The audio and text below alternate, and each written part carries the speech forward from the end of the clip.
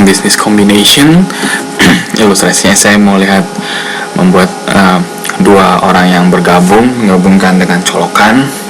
Jadi bagaimana perusahaan dapat berkembang? Perusahaan itu dapat berkembang dengan melakukan business combination. Jadi ada dua cara untuk berkembang, yaitu dengan berkembang secara internal dan berkembang secara eksternal.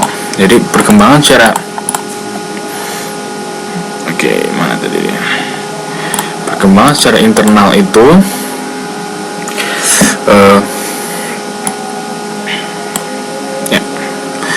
perkembangan secara internal yaitu membangun atau mengembangkan fasilitas sendiri,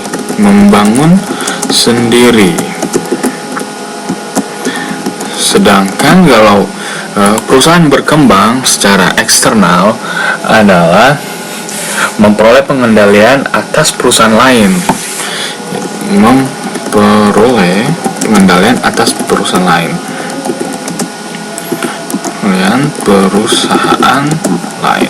Jadi external expansion ini adalah business combination. Memperoleh pengendalian perusahaan lain melalui business combination. Jadi business combination ini ada 3, yaitu horizontal combination, vertical combination, dan conglomeration. Jadi horizontal combination adalah perusahaan sejenis pada industri sama yang berkombinasi. Jadi ini Toyota adalah perusahaan mobil berkombinasi dengan Daihatsu, sama-sama perusahaan mobil. Maka ini adalah horizontal. Mengapa perusahaan ingin berkombinasi secara horizontal? Karena mereka ingin memperluas pangsa pasar. Jadi pangsa pasar mobil mereka akan semakin besar, mengurangi persaingan. Yang sebelumnya Daihatsu adalah pesaing Toyota, tapi sekarang mereka menjadi saling membantu dan meningkatkan kemampuan perusahaan pada industri tersebut. Jadi industri Toyota ini meningkat kemampuannya dalam industri mobil dan untuk menghemat biaya. Lalu model kombinasi yang kedua adalah vertical combination. Jadi vertical combination ini adalah perusahaan yang bergabung bukan sejenis tapi saling mendukung pada distribusi dan produksi. Jadi kita lihat contohnya ini adalah Toyota berkombinasi dengan perusahaan Goodyear, ban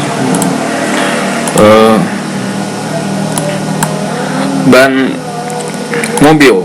Kita lihat di sini di mana ban mobil ini merupakan komponen yang mendukung dari produksi mobil Toyota. Jadi keuntungannya di dalam vertical combination adalah terdapat jaminan supply, yaitu supply bannya ini dijamin untuk dimiliki oleh Toyota. Terus jaminan produk terjual apabila yang diakuisisi adalah perusahaan yang memiliki sebagai retail. Lalu kemampuan meningkatkan kualitas dan pelayanan. Oke, kita lihat model kombinasi yang ketiga. Ya, conglomeration. Sebentar, ini hapus dulu. Hapus lagi. Ini tadi di sini dan ini tadi di sini. Conglomeration. Combination ini adalah kombinasi antar perusahaan yang terdiversifikasi dan tidak memiliki hubungan. Jadi kita lihat di sini ada Toyota, Suzuki Ultra, dan BlackBerry. Di mana kombinasi dari ketiganya ini tidak memiliki hubungan. Suzuki tidak ada hubungannya sama sekali dengan Toyota, dan handphone BlackBerry tidak ada hubungannya sama sekali dengan pasar atau produksi dari mobil Toyota. Jadi dengan mengkombinasi usaha secara konglomerasi ini, maka perusahaan dapat mengurangi risiko pada jenis bisnis tertentu. Jadi apabila jenis bisnis mobil ini sedang turun pasarnya, perusahaan mungkin dapat memperoleh keuntungan dari bisnis susu atau bisnis handphone, lalu memperoleh laba di luar siklus pendapatan bisnis sebelumnya, dan mencoba untuk melakukan usaha yang baru. Ini adalah bagaimana cara perusahaan melakukan bisnis kombinasi. Sekarang kita coba lihat bagaimana sebenarnya kombinasi bisnis yang sah, yang benar-benar terjadi di lapangan. Kita lihat ada yang vertikal, ada yang horizontal, ada yang konglomerat. Sekarang kita akan melihat jenis kombinasi bisnis yang legal. Jadi ini ada akuisisi, ada merger, dan ada konsolidasi. Jadi akuisisi ini adalah pemerolehan aktiva perusahaan lain yang beroperasi melalui pembelian saham outstanding. Jadi memperoleh dengan membeli saham outstanding itu adalah akuisisi. Dan kita lihat model kombinasi bisnis yang legal kedua adalah merger, di mana company A penggabungan seluruh tetapi ada satu yang tetap bertahan, dan perusahaan tersebut yang sahamnya harus dibeli harus tutup.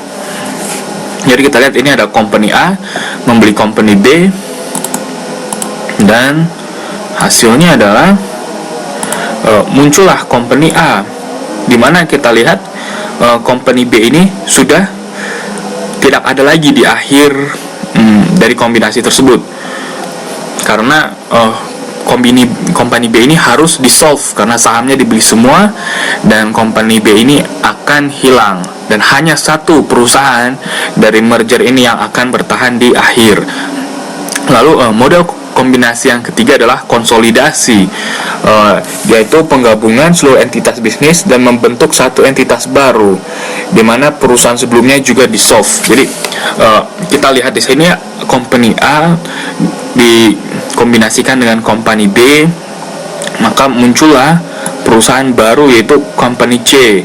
Kedua perusahaan sebelumnya ini company A dan company B ini hilang, dissolve, dan membentuk suatu perusahaan yang baru. Itulah yang dinamakan dengan konsolidasi. Jadi kita dapat membedakan ada kombinasi bisnis yang legal yaitu akuisisi, merger, dan konsolidasi. Dan sebelumnya tadi kita bisa lihat yaitu business combination. Arah business combination itu adalah ada arahnya secara horizontal, ada vertikal, dan ada conglomeration. Jadi mungkin Anda perlu tahu juga mengapa perusahaan cenderung bisnis cenderung untuk melakukan kombinasi daripada untuk mengembangkan perusahaannya secara internal. Karena pertama yaitu jika perusahaan melakukan kombinasi akan lebih memiliki keunggulan. Kita judulnya adalah mengapa kombinasi. Karena jika melakukan kombinasi maka perusahaan akan memiliki keunggulan biaya, lebih hemat akuisisi daripada mengembangkan sendiri perusahaan, karena kita akan mengeliminasi yaitu namanya biaya research and development dan biaya aktivitas pengembangan. Dan kedua adalah resiko yang rendah. Kita lihat di sini bahwa jika kita membuat perusahaan baru, banyak sekali hukum-hukum, ketentuan yang harus kita tentukan terlebih dahulu sebelum kita dapat masuk ke pasar. Dan yang kedua adalah berkurangnya penundaan operasional. Keempat adalah menghindari dari pengambil alihan. Jadi perusahaan kadang-kadang melakukan bisnis kombinasi yaitu untuk menghindari diambil alih oleh perusahaan lain yang lebih besar. Jadi dihindarkan dengan melakukan kombinasi, business combination. Dan yang kelima adalah untuk membeli intangible asset. Beli intangible aset dari perusahaan tersebut, karena untuk membangun sebuah intangible asset seperti merek, trademark, paten, customer database itu membutuhkan waktu, dan jika perusahaan memperolehnya dengan mengakuisisi akan lebih cepat bagi mereka untuk mendapatkan aset intangible tersebut.